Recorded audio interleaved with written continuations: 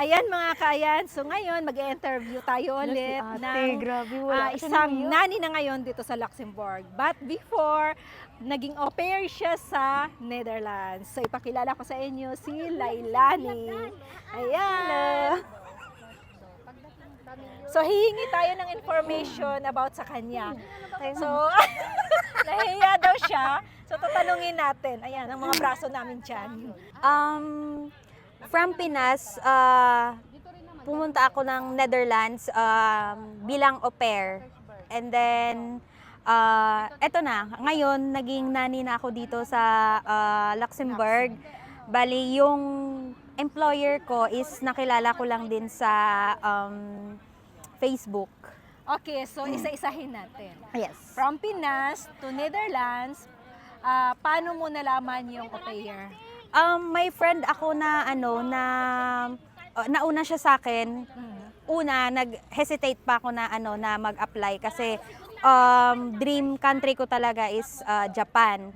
Kaya lang apply sa Japan or pero hindi natatanggap. Ang mahal na ng naano ko sa pamasahe at saka ang hirap mag-travel sa Luzon or Manila part. So, yun, nung napagod akong mag-apply sa Japan, tinry ko yung au pair. Au pair, so saan ka nag-apply? Sa website ba or recommendation? Yun, sa mga sa mga website, natanggap ako sa, yun, particularly sa Sunshine Au Pair at saka Ninya.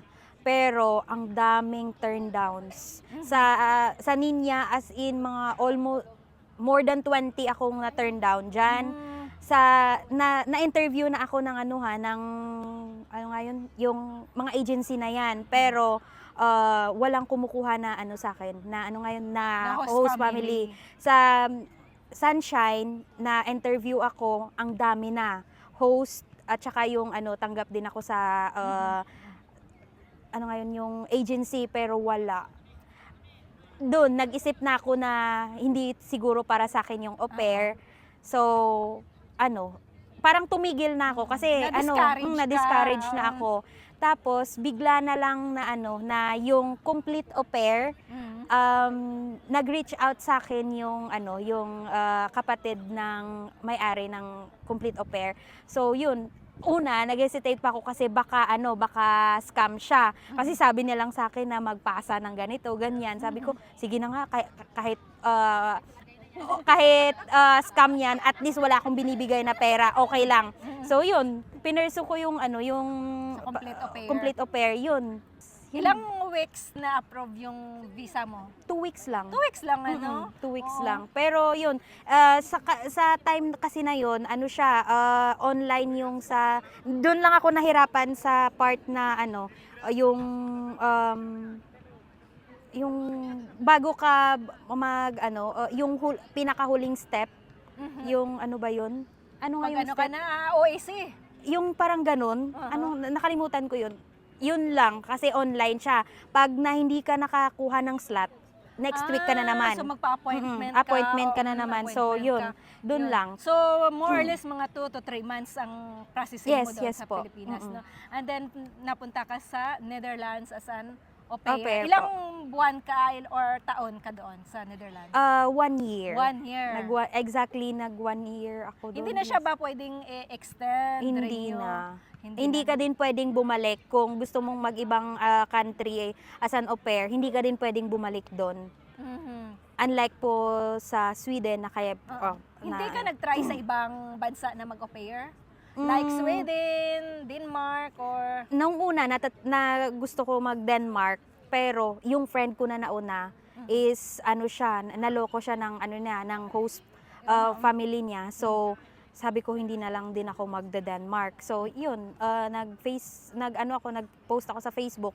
Luckily naman na Anong Facebook name na yun? Profile name, na account ng Facebook? Kahit lang na ng au pair.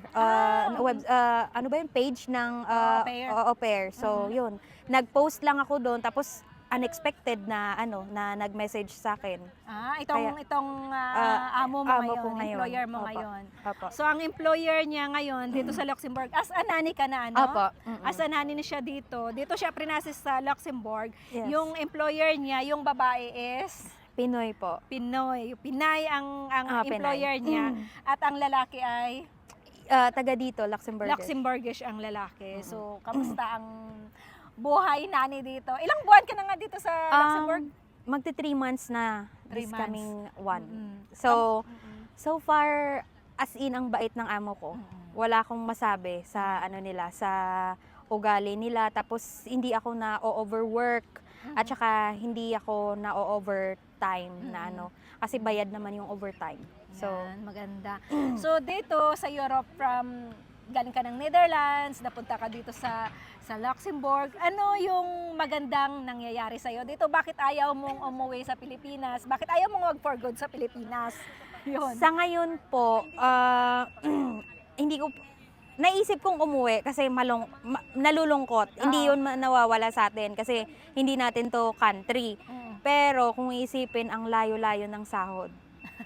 Yung dati kong work is siguro yung sahod ko ngayon nasa ano na,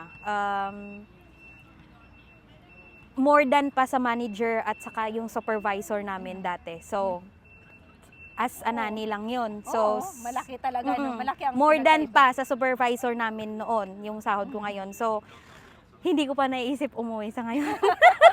Pero Papakinabangan ko po muna. Okay, yung so sahod. last na tanong. So, kung magpo-for good ka, halimbawa, saan mo gusto? Dito sa Europe o doon sa Pilipinas? Nakadepende po kung may maging partner ako dito. Talagang wala nang uwian. Pero pag wala, sa Pinoy pa rin. Sa Pilipinas. No choice na lang. Kung makakita ka dito ng AFAM, Di go Dito lang ka. and go. Dito na so mag-for good. nakadepende sa partner Oo, mo yes po. kung saan ka Yes magpo-for po. good. Opo. Oo.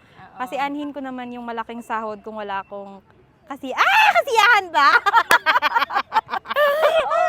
Yun. Hindi ko naman sinasabi na malungkot dito, pero iba pa rin yung may partner ka. Tsaka dito, hindi masyadong malaki yung sahod namin para dito, pero nabibili namin yung gusto namin. Unlike sa Pinas na kumikita ka nga na 30 to 40,000 per month, hindi pa rin sapat. Dito, sapat sapat. na sapat. Yung pagkain ng mayaman, pwede mong bilhin. Oo.